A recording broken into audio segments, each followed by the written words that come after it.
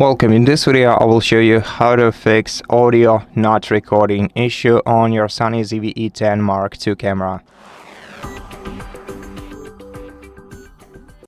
To fix this issue, let's switch on the camera, let's press menu button and then use the left D-pad key to navigate to the sidebar. On the sidebar we want to go to shooting.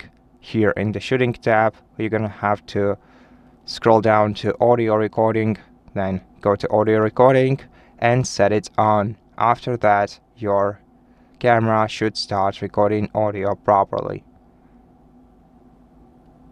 And also make sure that your audio recording level is properly adjusted. You can also test your audio levels in this menu to make sure that your camera records it. And that's pretty much it. So thank you so much for watching this video. If it helps you, please consider subscribing to our channel, leave us a like in the comment below, and I'll see you in the next one.